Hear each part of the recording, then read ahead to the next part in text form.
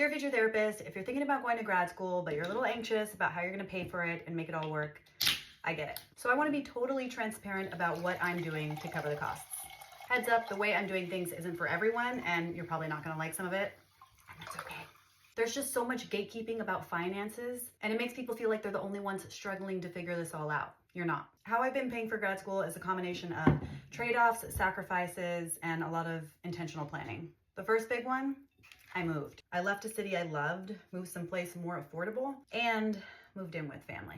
Yeah, that decision alone made this possible for me financially. Before I started applying to grad schools, I spent the better part of a year saving up, paying down debts, and trying to give myself as much of a clean slate as I could, knowing I was about to take on more. And yes, I took out federal student loans. I fill out a FAFSA every year.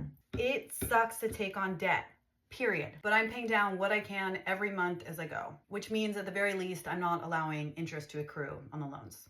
And before I applied to schools, I compared tuition costs, program costs like crazy. I made an entire spreadsheet. If you want it, DM me, I'll send it to you.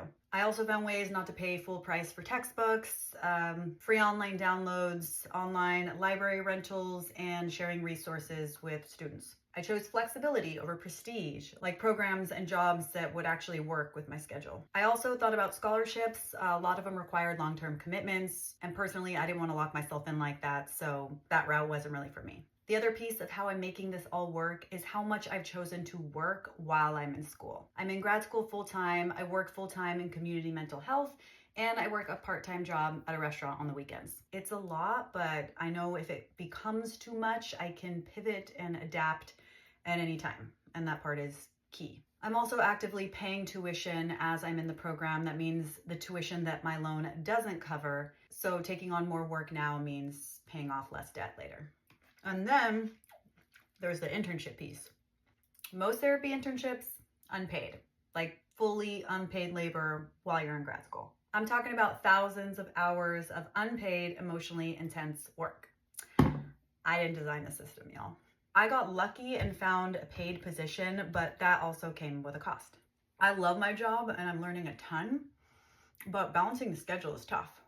Most of my weekends are spent at my part-time job, doing schoolwork, and creating content. It brings me joy, and you gotta sprinkle that in if you wanna stay sane.